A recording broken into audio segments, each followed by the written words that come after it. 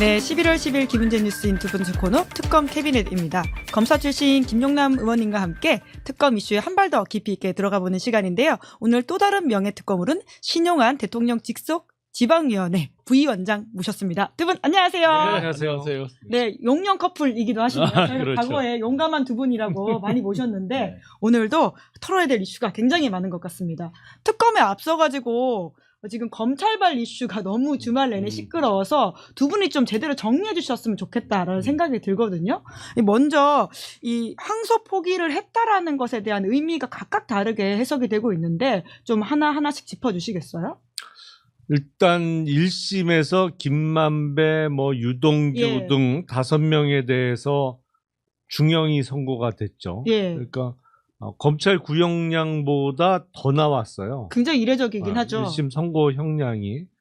그런데 문제는 중형이 선고됐습니다만 배임죄를 비롯한 일부 공소사실에 대해서는 무죄가 선고됐단 말이죠. 근데 이 부분에서 검찰이 항소를 할 거냐 말 거냐를 일주일 안에 결정을 해야 되는데 막판에 이제 항소 포기로 결정이 되면서 이제 항소 포기라는 거는 항소장을 제출 안 한 게 항소 포기가 되는 거죠. 예. 항소 포기서를 따로 제출하는 절차는 없고 일주일 이내에 항소장을 내지 않아서 항소 포기가 되면서 근데 이제 두 가지 점이 이슈화가 크게 된 겁니다. 첫 번째는 수사팀은 항소 의견으로 냈다. 그리고 항소 포기가 이루어진 다음에 서울중앙검사장이 사표를 냈잖아요. 예. 그러니까 이건 명백히 뭐랄까요, 수사팀을 비롯한 적어도 서울중앙지검의 의견은 항소였다라는 의미를 내포하고 있는 거죠. 그리고 이제 두 번째 의미가 그러면 항소 포기가 맞았냐, 항소를 하는 게 맞았냐. 근데 선고 형량으로 보면 검찰의 구형량 이상으로 나왔기 때문에 항소 포기를 할 수 있다 하는 게 맞다라는 의견과 통상 무죄가 일부분 나면 일부라도 무죄가 선고되면 항소를 해왔다. 그렇기 때문에 항소를 하는 게 맞았다라는 의견이 지금 대립하고 있는 건데 이거 꽤 오래 갈 것 같아요. 꽤 오래 간다. 왜? 신용환 교수님. 아니, 자기들 연습 많이 했잖아요. 익숙하잖아요. 즉시 포기. 연습한 심우정 대로 때. 이어서 계속 하는 거 아니에요? 농담입니다만 기승전 여전히 이재명 대통령 되기 전이나 이후나 그들이 온통 포커스를 맞추는 건 이재명 대통령이죠. 법리를 다 떠나서 그렇게 즉시 포기, 빛의 속도로 포기하던 사람들이 이제 와서 그러면 선택적 기소, 선택적 정의와 공정, 우리 온 국민이 윤석열에 대해서 분노하던 거잖아요. 그러면 선택적 발끈. 네. 지금 검찰이 하는 행태들은 선택적 발끈이다. 발끈이죠. 자기들이 왜 그때는 그러면 발끈 안 했습니까? 지기현 재판부에 대해서. 윤석열 그 당시에 이제 구속 취소 결정했을 때 말씀하신 3월 거죠? 달. 올해 3월 달에 왜 그때는 발끈 안 하고 지금은 발끈합니까? 그리고 심지어 이제 아주 막내 그룹에 있는 그런 검사들이라든지 위에 검사장들까지 이런 거는 이게 검사 독일체 원칙이에요. 검사 출신 우리 계시지만 이런 때는 정말 동일체가 잘 되는 것 같네요. 그래서 그들은 이걸 통해서 어떤 흑화된 이미지, 악마화된 이재명 대통령 이미지 이런 것들 거기에 이제 더 나쁘게 언론까지 언론 보세요. 일면에 7,000몇억 고스란히 김만배 등등이 먹게 생겼다 이런 걸 뽑잖아요. 조선일보 보도이긴 합니다. 네네. 그래서 여전히 그들은 그 연장선상에 있다. 선택적인 이런 정의와 공정에 대해서 다시 한번 분노하지 않을 수 없다. 그 보도가 틀렸다라는 의미이신 거죠? 틀린 게 아니라 관점을 그렇게 돌린다는 거죠. 지금 중요한 건 항소에 다들 포커싱을 하고 있는데 항소가 아니죠. 그들의 조작 기소가 중요한 거죠. 애초에 기소가 틀렸다. 그 부분에 물타기가 되고 있잖아요. 그거를 자기들 조직 논리로 오히려 핍박받는 어떤 그냥 모양새를 지금 연출하고 있는 거잖아요. 네. 검찰 내부 분위기 좀 진짜 어떻습니까? 목소리를 내시는 분들은 아무래도 이 수사와 관련된 사람들인 것 같더라고요. 그렇죠. 근데 검찰 내부적으로는 통상 일부 무죄가 끼어 있으면 항소를 해왔던 것도 사실이에요. 그러니까 항소를 했어야 된다라는 분위기가 분명히 있는 건데 방금 우리 신 위원장 얘기했듯이 이게 원죄가 있는 거예요. 그러니까 말도 안 되는 직위원 재판부의 윤석열 피고인에 대한 구속 취소에 대해서 그때 심우정 검찰총장이 즉시 항고를 포기했단 말이에요. 그때 들고 일어났어야지. 그때 들고 일어났으면 지금도 항소했어야 된다고 들고 일어나는 게 맞아. 예. 이게 일관성이 있단 말이에요. 근데 이게 이제 그 욕먹을 상황이 된 거예요. 이제 그때 예. 왜 가만히 있었냐. 저도 그건 이해가 안 돼요. 아니 당연히 즉시 항고를 그때 했어야 되는 상황이에요. 그때 할 거라고 저희랑 방송하시면서 그러니까. 말씀하셨었어요. 근데 안에서 말이 깜짝 안 돼. 이게 놀라셨잖아요. 즉시 항고 포기가 말이 안 되는 상황이었단 말이야. 근데 모르겠어요. 지금 뭐 네. 엉망진창이죠. 지금 사실은 엉망진창인데 저는 개인적으로 조금 안타까운 점은 1심이 생각보다 중형이 나왔어요. 그러니까 예. 배임죄 부분을 비롯해서 꽤 많은 부분은 무죄라고 판단을 하면서도 형량을 높게 선고했단 말이에요. 예. 그리고 어차피 항소심에서 다퉈야 될 부분이에요. 예. 그러니까 피고인들은 다 항소를 하잖아요. 그렇죠. 뭐 이미 했죠. 그러면 기왕 항소심을 해야 되는데 이게 최종적으로 대법원의 판단까지 받아서 1심에 무죄 나왔던 것이 정말 우리나라 최고법원인 대법원의 판단에 의해서 이거는 배임은 안 된다라고 그 최종적인 대법원의 무죄 판결이 있었다면 일부라도 그럼 이제 깔끔하게 정리가 되는 거예요. 예, 뭐 시비 없이 그냥 딱 그렇죠. 무죄니까. 그리고 예. 배임죄가 원래 어렵거든요. 죄가 어려운 죄예요. 그러니까 검사 생활을 꽤 오래 한 사람도 예. 어떤 개별 사안을 놓고 이거 배임죄가 되냐 안 되냐를 놓고 따지면 의견이 갈릴 때가 꽤 많아요. 배임죄가 그만큼 어려워 사실은 예. 좀. 그렇기 때문에 그런 부분에 대해서 대법원의 최종 판결로 무죄가 확정됐다고 하면 그냥 논란 없이 깔끔하게 정리가 될 수 있었는데 이 1심 판단에 대해서 항소 포기로 해서 이제 무죄 선고된 부분은 무죄 확정이 돼 버린 건데 이게 뭐 그냥 항소하고 그 다음에 상고까지 해서 대법원 확정이 나도 크게 결론이 안 바뀌었을 부분 같은데 이게 1심에서 이렇게 확정되는 거는 글쎄 반대 측에서는 이제 승복 안 하겠죠. 울고 싶은데 이제 뺨 때려달라 하고 기회만 엿보고 있는데 뺨 때려줬다 고맙다 땡큐 하면서 이제 검찰 나오는 입장에서는 그런 예. 형국이죠. 예. 사실은 이제 자 그때 즉시 항고 포기할 때 즉시 포기라고 우리가 하도 이제 어이없어서 뭐 이렇게 농담처럼 했지만 이프로스라는 데에 누가 발끈하고 진짜 정의의 목소리를 낸 사람들이 있었습니까? 지금 막 낸다는 거 아니에요? 엄청 지금 보도가 나오고 있죠. 예. 또 그거 말고도 수도 없는 건들이 있었잖아요. 그런 때는 그러면 뭐 한동훈 씨 같은 경우는 검찰이 뭐 극단적인 용어를 쓰면서 했던데 그러게 참 그 단어를 쓰는 게 참 적절한가 싶긴 한데요. 예. 이미 검찰은 언제 죽었습니까? 자기들 콜검 소리 들을 때 이미 죽은 거 아니에요? 그러면 그 표현대로라면요. 지금 그 지적대로라면 그땐 진짜 죽은 거잖아요. 그 김건희 누가 씨 죽였어요? 수사할 때 말씀하시는 거죠? 네네. 예.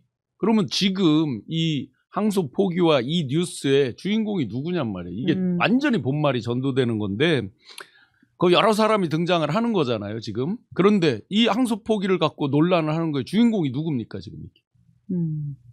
이게 본질이잖아요. 네. 이들이 지금 노리고 하는 주인공은 권력이 정권이 이렇게 바뀌고 했어도 이재명 대통령이잖아요. 유동규가 주인공입니까? 여기서 그 김만배 뭐 저 남욱 씨가 주인공입니까?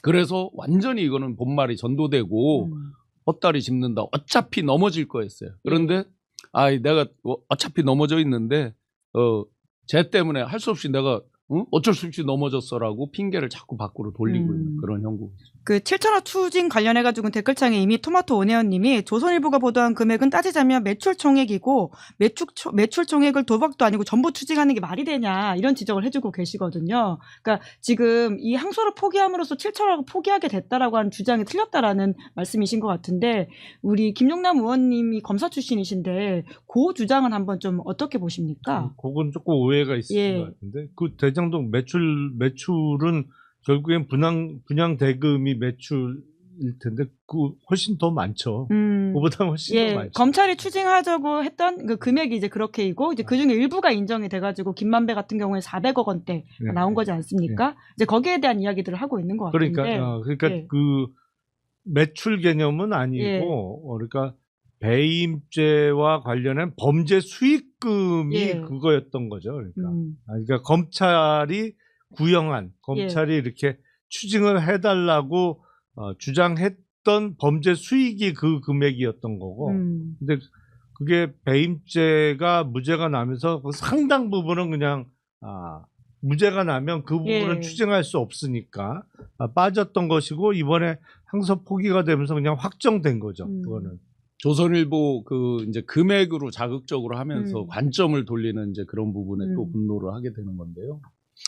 그 금액이 얼마냐를 떠나서 뭐 몇천억 하니까 굉장히 자극적으로 오잖아요. 몇백억 하고 이제 그 금액의 예. 차이가 갭이 워낙 크니까 그거를 저 범죄자들한테 마치 정권에서 퍼주는 것처럼. 그러면 수사할 때 중요하게 이제 어떤 범죄 수익 같은 몰수 추징 보전을 했을 거 아니에요. 해놨을 거고. 그 다음에 지금 성남개발공사에서 그걸 하고 있잖아요. 이미 민사소송을 진행하고 있잖아요. 예. 결국 그건 민사를 통해서 이제 뺏어 와야 되는 거죠. 당연히. 그게 절차가 진행 중이 있고 오늘 정성호 장관도 그 부분을 분명히 얘기를 하잖아요. 지적을 하잖아요. 안 하는 게 아닌 거죠. 하고 있는데 마치 봐줘서 그들에게 어떤 불로소득처럼 그 수익을 앵겨주기 위해서 정권에서 이러는 것처럼 한 가지만 한번 짚어볼게요. 정성호 장관이 개별건에 지시를 해서 만약에 노만석 그 지금 검찰총장 대행이 예. 만약에 그렇게 해서 중앙지검에 내려가서 했다. 그러면 앞으로 지금 이재명 정권은 노만석 씨한테 질질 끌려갈 수도 있겠네요. 만약에 진짜 그런 식의 그들의 논리라고 그러면 왜 그 사람이 이렇게 시켰어요라고 하면 어떻게 되는 거예요? 그럴 리가 있습니까? 이 내란을 딛고 이렇게 어렵게 만들어서 정상화, 비정상을 정상화로 가고 있는 그러니까 그들이 늘 자기들이 했던 거에 그 논리 연속선상에 남을 재단하기 때문에 생기는 현상이죠. 예, 노만석 대행 같은 경우는 정확하게 입장을 밝히고 있죠. 본인이 결정했다라고 이야기를 이미 했기 때문에 뭐 그에 대해서는 더 이상 이야기가 필요하지 않을 것 같다는 생각이 들고요. 뿐만 아니라 대통령실에서도 방금 나온 한겨레 단독 보도에 따르면 대장동 항소포기는 사후에 보고받았다라는 식의 보도가 나오고 있다라는 말씀을 드리도록 하겠습니다. 그게 구조상 그렇게 갈 수밖에 없어요. 왜냐하면 그 서면지가 있었어야 되거든요. 원래는 법무부 장관이 특정 사건에 대해서 지휘를 할 때는 검찰총장을 상대로 서면으로만 할 수 있게 돼 있어요. 예. 구두 지휘가 불가능해요. 검찰청법에. 근데 서면지가 없었기 때문에 그 노만석만 바보 됐지. 네, 노만석 대행은 본인이 결정했다고 하고 있습니다. 일각에서는 하도 이제 저희가 뭐 보고 놀란 것은 뭐 보고 놀란다고 이게 이제 하도 이렇게 이상한 걸 많이 겪다 보니까 중앙지검장과 검찰총장 대행 등등이 다 짜고 치는 고스톱처럼 하는 거 아니냐라는 그런 시각도 있더라고요. 뭐냐면 결국 이 논란이 계속 될수록 대통령을 포함한 정권에 이제 부담을 주는 거죠. 마치 정권에서 어떤 나쁘게 하려고 이렇게 한 것처럼 자꾸 논리를 그렇게 몰고 가니까 그래서 일부러 검찰에서 그 틈바구니를 만들기 위해서 짜고치는 거 아니냐는 그런 지적을 하는 분도 있긴 합니다. 네, 뉴스를 좀 더 꼼꼼하게 덕분에 볼 수 있게 된 것 같다라는 생각이 들기도 하는데요. 저희가 오늘 특검 캐비닛이니까 그럼 슬슬 좀 넘어가 보도록 할까요? 혹시 더 우리 김종남 의원 덧붙이실 말씀 있으신 건 아니죠? 네, 이번 주 특검 캐비닛은 사실 지난주 금요일에 나왔던 내용인데 이게 대장동 1심 재판 때문에 좀 상대적으로 묻힌 감이 있어요. 예, 이 이슈 한번 저희가 들어가 보도록 하겠습니다. 열어봐 주실까요? 옆에 앞에 놔주세요. 네. 네. 짜잔. 참 전 국민이 명품을 계속 공부하게 되고 있다라는 생각이 드는데요. 로저비비에라고 하는 가방도 김건희 씨 압수수색 과정에서 추가로 나온 거라는데요. 이게 그냥 명품이 아니라 김기현 전 당대표의 배우자가 줬다는 게 핵심인 거죠. 네. 어떻게 보십니까? 그들은 어떻게 그렇게 브랜드를 잘 알아요? 정말 이름도 외우기도 어렵고 뭐 솔직히 처음 들었습니다. 그런데 제가 이제 또 주목해서 봐야 되는 전혀 번외의 포인트는 압수수색을 하면서 나온 거잖아요. 예. 그러면 왜 기존에 지금 코바나나 아크로가 한두 번 압수수색 당한 게 아니잖아요. 근데 왜 이번엔 나와요? 지난번에는 왜 없었어요? 왜 그런 아무도 거죠? 그 지적 안 해요? 예전에 압수 목록에 예. 없어서 차마 봤는데 못 건드렸다가 있을 수 있고 예. 또는 그날 아크로 문을 열어준 게 유경옥 비서예요. 예. 코바나를 열어준 게 이제 정지원이라는 비서인데 그러면 없던 걸 단대 있던 걸 가져왔다. 여러 가정이 가능하잖아요. 왜냐면 여러 차례 압수수색을 분명히 했잖아요. 어디 딴 데 검찰 때 놔뒀다가 했었잖아요. 이제 아니, 압수수색 안 할 것 같으니까 다시 갖다 놓은 건가요? 그럴 수도 있고 예. 어떤 그들의 어떤 관점을 돌리는 것도 있고 여러 가지 방편이 있을 수 있겠죠. 뭔가 예. 암수가 있을지도 모르는 예, 예. 거죠. 왜냐하면 컨테이너 2개 중에 하나가 지금 없는 거잖아요. 예. 등등등. 그래서 전혀 번외지만 그런 것들이 명확하게 밝혀질 때 왜냐하면 이게 검찰의 저기를 꼬집는 거예요. 왜냐하면 기존에 분명히 있었는데 왜 네. 이제서 이게 나오느냐. 모른 척했던 거 아니냐. 실제 이제 제가 몇 달 전에 그 제보 받고 어떤 이야기를 한 게 있었는데 행거 명품이 가득 찬데 행거가 있는 그 방 사진이 나온 게 있다고 이제 제보를 받은 게 있었단 말이죠. 예. 그럼 특검은 알겠죠, 그게. 행거에 명품이 가득하다고요? 네네. 그러면 옷인가요? 그게 뭐 옷도 있고 뭐 있겠죠. 와. 저는 그 사진을 보진 못했습니다. 예, 말만 예. 들었는데. 그러면 그게 아크로일 수도 있고 제3의 어디 다른 쪽에 있을지도 모르죠. 어쨌든 그렇게 지금 나오는 양을 보면 예. 상당한 양이 있다는 거잖아요. 예. 그래서 전혀 본질적인 건 아니지만 이런 부분이 오히려 본질만큼 중요할 수도 있다.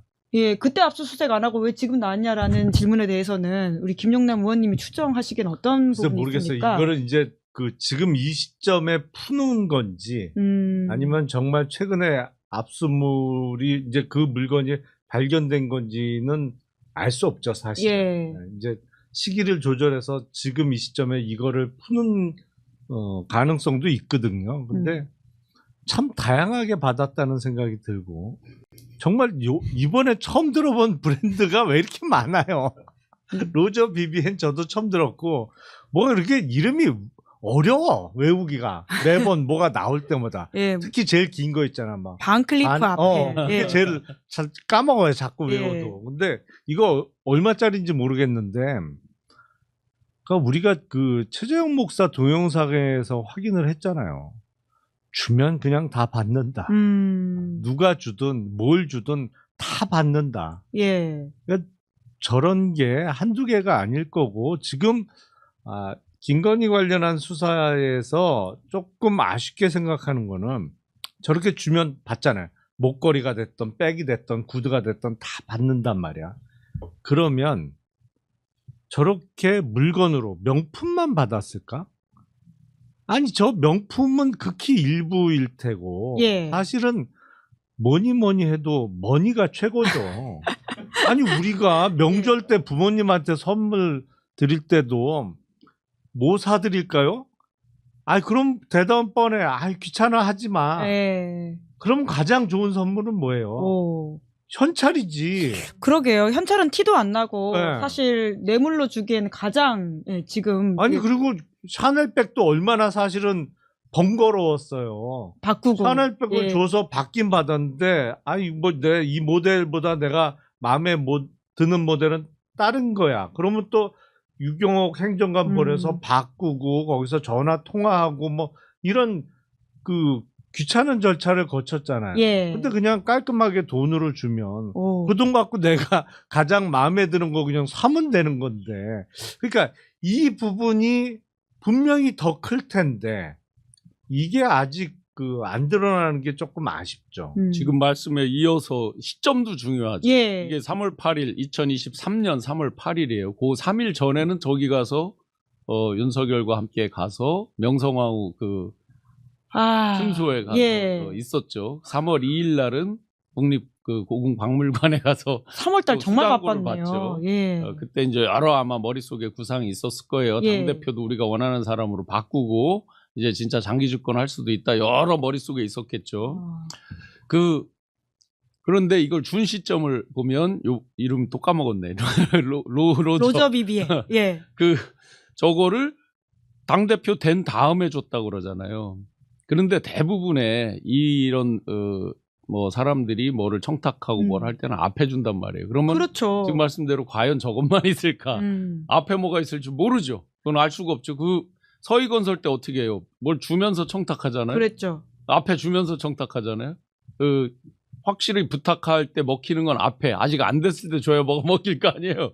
그렇게 본다면 이유 없이 아무것도 없는데 또 그 사람을 뭐 무조건 밀었다? 그것도 또 퀘스천이 있을 수 있겠죠. 예, 실제로 저 로저 비비에를 김건희 씨가 공적 자리에 들고 나온 게 2022년 10월달 G20 때거든요. 그러니까 당대표 선거 전에도 저 가방을 들고 나왔었었는데 네, 네. 그러면 과연 그 감사 편지가 저 가방과 함께 간 것인가에 대한 의문이 들긴 들어요. 저도 그러니까 과연 저것만일까라는 좀 합리적 의심을 하게 되는데 이에 대해서는 수사가 진행되기가 좀 어려운 건가요? 현금이라서요? 아니 그러니까 그 아직 발견을 못했을 가능성이 높고 제가 보기엔 이제 그 현찰은 우리가 보통 5만 원권 생각하는데 이것도 사실 액수가 커지면 부피가 상당합니다. 보관이 어려워요. 그러니까 보통은 근데 이 뇌물을 계좌로 주고받는 경우는 대단히 드물기 그렇죠. 때문에 네. 우리가 생각하는 통상의 은행 거래 외에 뭐가 있을 가능성이 있겠죠. 뭐 비트코인이에요? 코인이 제일 먼저 떠오르죠. 근데 가상화폐로? 아니 생각을 해보세요. 이제 거의 전 국민이 다 알아. 저 여자는 주면 받는다. 근데 저 여자가 모든 결정권을 사실상 다 갖고 있어. 그렇잖아요. 뭐 인사가 됐던 뭐가 됐던 결정권을 사실상 다 갖고 있는 V0야. 그러면 내가 이걸 줬을 때 내가 받을 수익이 훨씬 클 것이 예상되면 주려는 사람이 한두 사람이었겠냐고. 와. 근데 명품만 줬다? 그 사람들이 다? 그건 확률적으로 거의 희박하죠. 제로지, 그럴 확률은. 정말 본인들 입장에서 예의가 명품 정도였던 건가요? 그건 예의고 실제로 대가는 따로 있었을 가능성이 높은 거죠. 대단히. 근데 그걸 자기 명의의 은행 계좌에는 넣어놓을 수 없으니까 뭔가 좀 머리를 굴리지 않았겠어요? 해명이 더 화를 불러 일으켰죠. 사회적 선물이다라고 했죠. 그러면은 돈 없는 사람은 사회적 인사 이런 거 하기는 어렵네, 그죠? 예의 차리기도 어렵고, 한 100만 원대라고 김기현 의원이 밝히고 네, 있답니다. 어쨌든 일반 서민은 예의 차리기가 어렵습니다. 그러면 사회적 선물이라뇨, 뇌물이죠. 반사회적 뇌물입니다. 사회적 선물 아니고 분명히 판사 출신이라서 저렇게 말하는 네, 건가요? 빠져나가기 실제로 위해서 형사처벌 받지 않기 위해서? 뇌물죄를 벗어나기 위해서 네. 이제 부인을 통해서 부인 대 부인. 근데 그 부인 제로인데 원래 뇌물죄가 돼야 되는데 뭐 이미 법리 다 따져서 용어 하나하나에 신중을 기해서 한 거겠죠. 참 이 법을 잘 아는 사람들에 대해서 어떻게 이걸 해야 될지에 대한 고민도 많이 하게 되게 되네요. 네, 김건희 씨 이야기에 이어서 윤석열 씨 이야기를 좀 해보면 윤석열 씨는 오늘 추가 기소가 됐는데요. 사실 이것도 굉장히 놀라울 일입니다. 외환죄 관련해가지고는 이적죄로 지금 윤석열 씨에 대한 이제 특검이 추가 기소를 한다라고 하는 건데요. 요 의미를 좀 먼저 김용남 의원이 해설해 주시겠어요? 통상 외환에 관한 죄, 그러니까 외환이 이제 달러 얘기하는 게 아니고 외국으로부터 이제 환란을 유치한다는 의미의 외환 유치죄가 제일 무거운 죄인데 이거는 구속 요건이 상당히 까다로워요.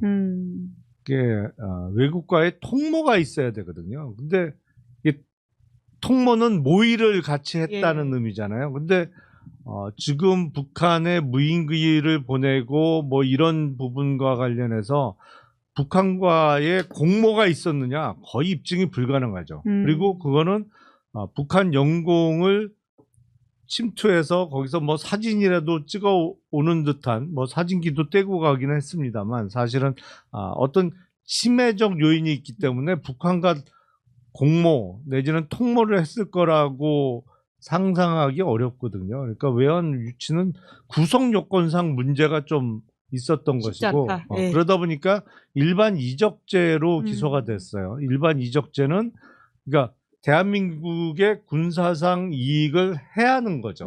이 경우에는 이제 다른 나라의 군사상 이익을 위해서 한 행동이라기보다 우리나라의 군사상 이익을 해하는 행동을 한 건데 사실은 이거는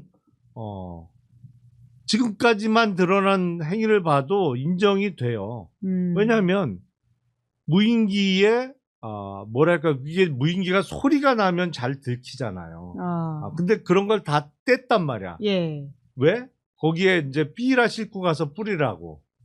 그리고 그 군 장교들이 그렇게 반대했는데 적 레이더망이나 관측대기 아주 용이한 경로로 보냈어요. 무인기를. 일부러. 예. 일부러 이제 눈에 띄어서 격추당하라고 보낸 예. 거야. 거의. 아. 그 우리의 군사상 이익을 해야 할 목적인 게 드러나죠. 행동에서. 그래서 일반 이적죄로 기소가 됐죠. 그래서 정말 뭐랄까 해서는 국군 통수권자로서 할 수 없는 짓을 한 건데 더 큰 의미는 어쨌든 1월 18일 날 구속기간 만료로 석방될 걱정은 안 해도 된다. 아, 이제. 그게 진짜 많은 분들의 걱정이었는데 그건 걱정 안 해도 된다. 예, 이제 예. 봐야 되는 거죠. 대한민국이 그 남북 분단 이후에 일반 이적죄라는 걸로 기소된 사람이 몇 명이나 있을지 모르겠네요. 거의 아마 없어요. 5손가락 안 네. 되지 않을까. 뭐 한번 통계를 봐야 되겠지만 그런 정도로 참 아마 특검도 굉장히 법리 이 구성 요건을 따질 때 이제 고심을 많이 했겠죠. 우리가 정말 황당한 게 북한이 전략적 인내를 하는 걸 우리가 보다니 뭐 이런 거잖아요. 여인형 그 메모에도 그렇고 노상원 뭐 기타 여러 가지 지금까지 드러난 걸 보면 전부 북의 그 최고 존엄이 화낼 그 장소들이잖아요. 보면 뭐 자기들이 진짜 좋아하는 또는 자기 뭐 부모님에 대한 뭐 성지 뭐 자기 도발을 입장에서 유도하는 예. 뭐 그런 데서 다 분노를 유발하는 예. 데를 딱딱딱 집어서 있는 거잖아요. 작년 11월 11일인가 날짜는 정확치 않은데 제가 이제 국회 내란 그 증인 예. 내란이 아니었죠. 그때는 내란 나기 전에 그 명태균 플러스 알파로 증인을 나갔을 때 제 예. 뒷자리에 여인영 씨가 있었어요. 아. 그 계속 폰에 메모를 해요. 그러면서 수거 명단? XX 막 그 와. 뭐 쌍시옷으로 예. 막 하면서 투덜거리고 의원님들이 뭐 질문하면 계속 그래요. 제가 하도 그 투덜거려서 손 들고 좀 얘기할까 고민도 했었어요. 근데 지금 생각하면 정말 끔찍한 게 그 뒤에 바로 12.3이잖아요. 예. 그때 이런 거 막 하면서 속으로 그랬을 거 아니에요. 의원님들 막 질문하고 그럴 때 자식들 말이야 며칠만 기다려 내 손 안에 다 죽었어 뭐 이런 식의 그걸 거 아니에요. 그렇네요. 야. 정말 아찔했던 게 북에서 조금이라도 어떤 대응이 있었다면 정말 이건 우리 온 국민을 볼모로 잡고 무슨 옛날 북풍은 뭐 약간 짜고 치는 고스톱 예. 같은 그런 느낌이었었잖아요. 여러 밝혀진 걸로 보면. 그런데 이건 진짜 도박이었잖아요. 만약에 진짜 조금이라도 뭐 대응이 있었다면 우리 국민이 다 그냥 희생이 될 네. 뻔한 끔찍한. 그러니까 더 엄벌해야 되는 사건이라는 생각이 드는데 신용환 교수님 그 위원장님 또 그 내란 특검 참고인 조사 받으러 가셨었는데 네. 그때 그 내용은 지금 보시기엔 내란 특검 수사가 좀 진행된 게 있습니까? 네. 그때 아무래도 진행. 좀 내용을 말하기가 어렵다고 하셨던 걸로 기억하는데. 네. 그 지금 현재 엊그제 공개된 거예요. 제가 조사 받은 게. 네. 완전 한 번도 1등 공신이시네요. 조사 받은 내용은 제가 방송에서 단 한 번도 어떤 거든 얘기를 예. 안 드렸는데 엊그제 오픈이 됐어요.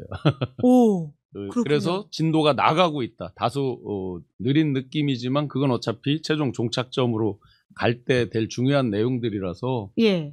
지금 진행되고 있어요. 윤석열 씨, 김건희 씨 관련된 부분인 건가요? 내란과 직결되는 부분. 예.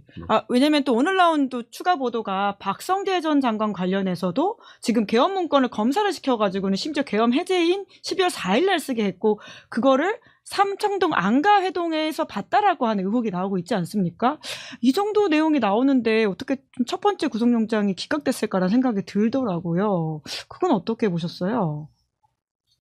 그게 이제 사실관계가 조금 더 확인이 돼야 될 텐데 그 부분이 충분히 직권남용으로 의율될 수 있겠죠. 그러니까 계엄의 정당성을 주장하는 내용을 이제 보고서를 작성해서 제출하라고 시켰다는 거 아니에요? 박성재 장관이. 그러면 법무부 장관의 지시를 받고 하기 싫어 죽겠는데 이건 누가 봐도 위헌적이고 불법적인 비상계엄인데 그걸 정당하다, 근거가 있다라는 말도 안 되는 억지 논리를 짜내야 되는 사람이 얼마나 힘들었겠어요. 그러니까 의무 없는 일을 시킨 거지. 그래서 그 부분이 직접 작성한 당사자까지 그리고 이제 지시가 내려간 계통이 확인되면 직권남용죄로 재청구할 때 범죄 사실에 포함될 수 있을 거고 그 12월 4일에 안가에서 있었던 모임에 그 문건을 가져갔느냐 예. 가능성도 있죠 충분히. 어. 근데 그게 확인되면 그 12월 4일 날 안가 회동은 완전히 성격이 바뀌는 거죠. 근데 문제가 그 문건을 박성재 장관이 가져갔다고 하더라도 그러면 거기서 무슨 얘기를 나눴느냐, 다른 참석자들이 어떤 얘기를 했느냐, 이게 그 확인되기가 대단히 어려울 거예요. 누군가 한 명 양심 선언을 하지 않으면 그 부분은 근데 누가 가져갔을까? 그게 원래 4인 말고 벼슬로 따지면 약간 균형이 안 맞는 또 한 명의 참석자가 있었단 말이에요. 한선아, 예. 한정화. 한정화, 예. 당시 비서관. 다른 사람은 다 급이 맞아. 예. 근데 이제 한정화 비서관은 벼슬이 낮죠. 근데 그 모임에 참석한 이유가 뭐겠느냐? 그럼 혹시 박성재 장관은 먼저 출발을 하고 아니면 따로 출발을 하고 그 작성된 문건을 들고 갔던 것이냐. 법률비서관이었죠, 그때. 그렇죠. 예. 그러니까 업무적으로도 맞아요. 예. 사실은. 왜 뜬금없이 거길 갔느냐에 대한 그렇지. 해설이 될 수 있다. 네. 그래서 그 부분을 확인해 봐야겠죠. 지금 많이 이제 보강이 됐잖아요. 여러 증거들이. 우리가 심정적으로 보면 뭐 이건 어마어마한 내란에 이제 직결돼 있는 거로 일반인들은 그렇게 인식을 하지만 첫 번째 이제 기각될 때 보면 가장 중요한 키워드가 하나죠. 위법성에 대한 인식이 없었다. 그러니까요. 예. 그러면 이렇게 이제 많은 증거들을 보강을 해서 2차 구속영장을 청구했을 때 어떨까? 예. 이번에도 역시나 뚜껑 보고 또 놀라게 생긴 거죠. 뭐냐면 이 재판부가 계속되는 한 이 위법성에 대한 인식에서 강력히 블로킹할 사유가 있잖아요. 예. 계속 통상의 업무라고 하면서 위법성에 대한 인식이 없었다. 그러면 이것도 그럼 통상의 업무냐? 또 이제 그렇게 따져보겠죠. 위법성의 인식으로 블로킹을 여러 사람을 쳐서 여러 사람이 기각이 된 거예요. 예. 그 정점에는 조희대 대법원이 그날 밤에 회의한 게 나오잖아요. 00시 33분 기사가 나오잖아요. 조선일보 기사 나오고 하는 것들. 그래서 그 본인들 법원이 회의한 것도 위법성에 대한 인식이 없었고 통상 업무다. 이 논리로 가려고 하는 거 아니에요. 그러니 어느 정도를 앵간히 보강해서 청구를 해도 이들이 또 블로킹할 거 아니냐라는 그런 의구심이 있는 거죠, 국민들이.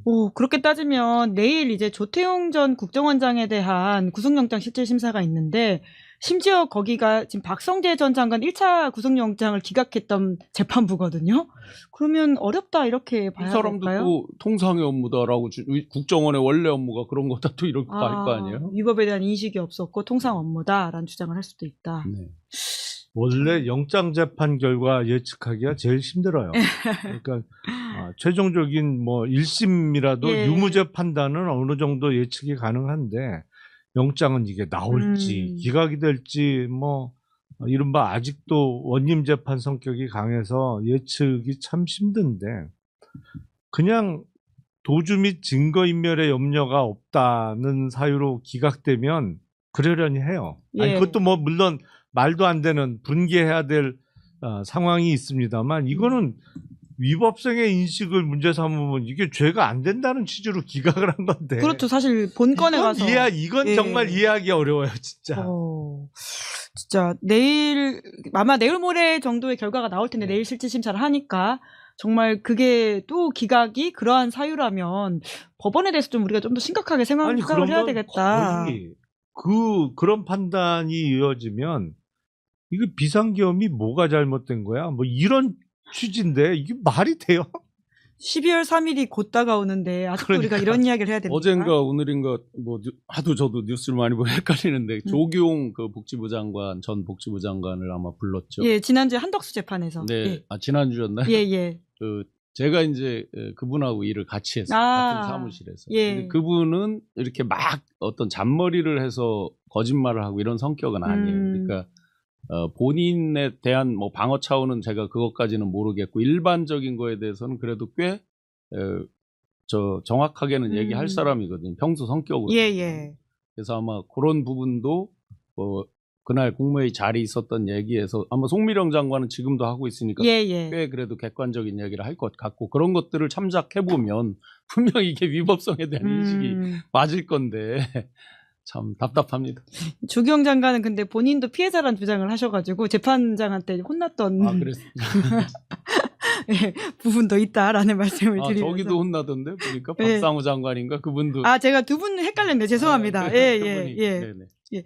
아, 그리고 아까 주말 사이에 좀 진행됐다라고 하는 특검 이슈가 혹시 그 노상원 수첩과 관련돼 있는 부분이라고 저희가 이해하면 될까요? 해독이 됐다라고 나와가지고 이게 아마 윤석열 기소까지 쭉 간 게 아닌가라는 생각이 들긴 하던데. 이게 한번 날짜를 잘 보자고요. 예. 9월 12일 날 김건희가 어자에 앉죠. 용상에 앉잖아요. 9월 12일. 예. 9월 21일 날 이재명 당시 대표님 국회 통과를 합니다. 예. 체포동의안. 9월 26일 날 기각이 돼요. 법원에서. 극적으로 기각이 돼요. 자, 9월 12일 날 용상에 앉고 어제 앉을 때 뭐를 했겠어요? 야, 이제 이재명 대표만 제거하면 완벽하게 이제 뭐가 되는구나라는 심리가 있었겠죠. 와. 어자에 앉을 때. 이야. 그랬는데 기각이 돼버렸어요. 그러면서 어떤 일이 나느냐? 10월에 더 늦춰서는 안 되겠다 이거 하니까 2023년 10월에 대장 7명 중에 6명을 동시에 교체를 해버려요. 그래서 지금 박안수 육군참모총장 그분하고도 국회에서 2번인가 3번인가 있었는데 뒤에서 계속 어프어프 한숨만 쉬는데 과연 이런 모습이 대한민국 그래도 국민들이 육군참모총장 하면 대한민국 국방의 최선봉에서 막 모든 거를 다 막을 것 같은 느낌으로 봤는데 참 정말 한숨밖에 안 났어요. 저도. 예. 그때 다 바꾸고 그 다음 달 11월 달에 또 여러 현상들이 있어요. 11월에 예. 뭐 자승 스님이 입적을 하고 한지를 않나 뭐 여러 이제 막 놀라운 일들이 생겨요. 그때 11월에 지금 여인영 그다음에 뭐 특전사 막 그때 교체를 하는 거예요. 자, 그러면 노상원 수첩이 2023년 10월 경우로 그게 보여지는 거잖아요. 왜냐하면 거기에 대장 인사가 딱 써져 있죠. 거기 써져 있는 사람 다 승진했습니다. 예. 시간만 차이가 있고. 그래서 내란의 시점이 어느 쯤으로 추정된다 이렇게 이제 보는 거잖아요. 그러면 저는 정확하게 내란을 결심한 건 9월 26일이라고 저는 봅니다. 그럼, 이재명 대표님 법원에 기각했어요. 예. 그러면 김건희 씨가 어자에 앉은 것도 다 그 어떤 연속선에 있다는 말씀으로 이해하시는 건가요? 이렇게만 제거하면 완전히 우리가 장기 집권할 수 있다고 어자에 앉는 그 해프닝이 아니다라고 보시는 아니죠. 거네요. 아니라고 생각합니다. 이 내란 특검이 사초를 쓰는 심정으로 밝힌다라고 했는데 이 부분들이 더 명확하게 공소장이라든지 나중에 재판 결과로 기록되면 좋겠네요. 하여튼 내란 특검의 조사 받을 때 그런 부분도 왜냐하면 이 시점은 왜 중요하냐면 이들이 거짓말한 게 있잖아요. 뭐 국회가 뭐를 안 해주고 뭐 예, 그랬죠. 뭐 이거랑 이제 앞뒤 관계, 선후 관계를 보는 건데 제가 농담드리면 평소에 내란에 대한 그게 평소에 박혀 있는 분이라고 저는 생각을 해요. 왜냐면 마음에 안 들면 정상적인 어떤 타협과 대화, 협상 이런 걸로 하는 분이 아니란 말이죠. 하는 사람이 그냥 쓸어버려 이걸 거의 일상생활화였기 때문에 마인드셋 자체가 그렇게 형성이 돼 있다. 23년부터 준비해 왔다라고 하는 것은 정말 좀 차원이 다른 이야기라는 생각이 드네요. 예, 공소 사실이 좀 입증이 잘 돼가지고 남았으면 좋겠다는 생각이 들고요. 마지막으로 윤석열 씨 지금 영치금도 화제였는데 아니 이 영치금은 통상 그 구치소 안에서 뭘 사 먹거나 혹은 뭐 자기 복지 비용으로 쓰는 거 아닙니까? 그렇죠. 근데 이거를 치료비와 변호사비로 썼다라고 알려져 있다고 하던데 이럴 수도 있습니까?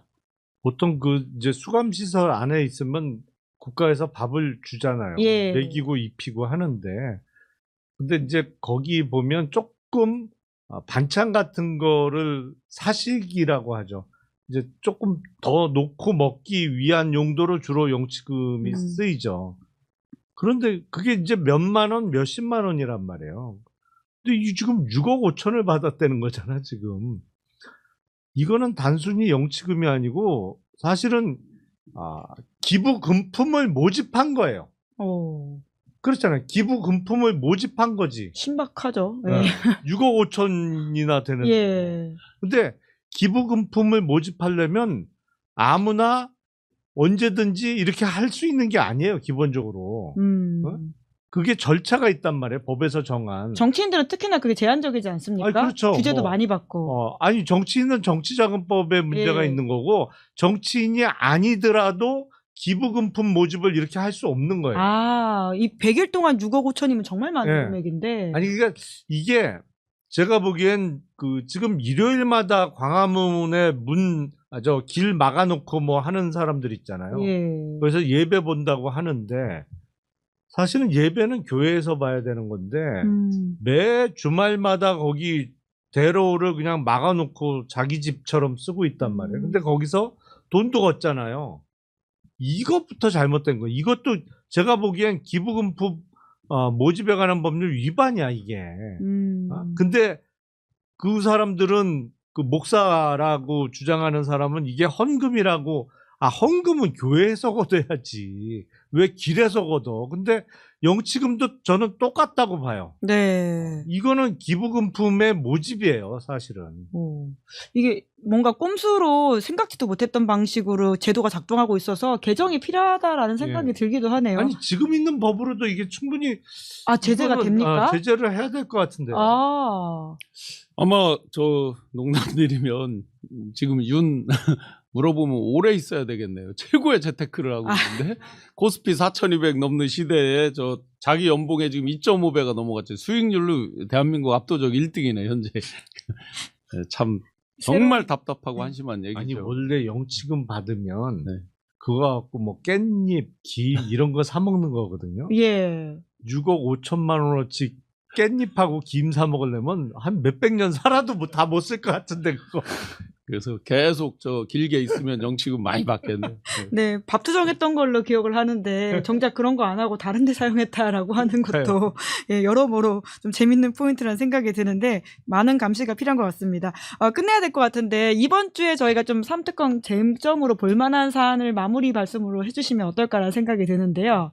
예. 일단 그 내란 특검에서는 이제 몇 가지 그 노상원 거 하고 그다음에 검찰 예. 이제 엊그제 박선원 의원 등등 이제 말씀하셨지만 정보위는 원래 비공개잖아요. 예. 일부 이제 오픈하셨잖아요. 전화한 거 방첩사하고 그렇죠. 검찰과 예. 그 얘기는 이제 굉장히 놀라운 거예요. 예. 무서운 거예요. 이제 검찰이 과연 사전에 인지했느냐 이 부분에 직접적인 이제 증거들이 되는 거기 때문에 그런 포인트가 이제 가장 크겠죠. 내란에서는. 검찰 수사와 관련된 김건희 부분들. 특검에서는 이제 워낙 반개 격가지로 나와 있는 게 많다 보니까 마구 헷갈려요. 뭐 예. 심지어 남녀 상렬지사 비슷한 어떤 그런 느낌의 것까지 막 나와 있어서 헷갈리는데 본류 예. 원래 우리가 해결해야 되는 거 뭐 양평이라든지 뭐 여러 있잖아요. 본질적인 거. 그 부분에 좀 집중해서 마무리를 해 주셨으면 합니다. 저는 최상병 특검을 좀 눈여겨봐야 될 것 같아요. 오. 최상병 특검은 다른 특검보다 수사 활동 기한이 얼마 안 남아있죠. 그렇죠. 어떡할 거야 도대체. 아니 어떡하려고 그러는 거야. 내일 윤석열 씨 나온다고는 하던데요. 윤석열 씨 기소까지 가기가 쉽지 않아 보인다 이런 말씀이신 거죠? 아니 근데 기소를 할 수도 있습니다만 이게 공소유지가 되는 기소여야 할 텐데 지난번에 여러 명을 영장 청구했다가 우르르 기각된 거로 봐서 이게 공소유지가 가능할 정도로 지금 수사가 되어 있나 수사 기록이 탄탄하게 된 건가가 좀 의심스러워요. 그래서 최상병 특검이 조금 걱정스럽습니다. 네. 끝으로 한동훈 전 대표가 계속해서 오늘도 페이스북을 엄청 쓰고 있다라고 하는 저희 제작진의 속보 전달이 있었어요. 예. 한동훈 전 대표 입장에서는 물 들어올 때 노적을 하고 지금 열심히 젓고 있는 건데 네. 효과가 있을지는 잘 모르겠어요. 네, 그렇다라는 소식과 함께 저희가 또 계속 다뤄보도록 하고요. 오늘은 여기까지 하겠습니다. 두 분 수고 많으셨습니다. 고맙습니다. 네, 고맙습니다. 네, 저는 광고 안내하겠습니다. 여러분들은 보험을 어떻게 가입하셨나요? 대부분의 보험은 전문 설계사가 아닌 가족이나 친척 등을 통해 묻지마식으로 가입하시는 분들 많으실 겁니다. 그렇다 보니 꼭 필요한 보장들이 포함되었는지, 지금 내가 보험료를 얼마나 내고 있는지, 적정한 수준인지 모르시는 경우가 태반인데요. 이런 분들을 위해서 전문 보험 클리닉 업체 더 착한 보험을 소개해드립니다.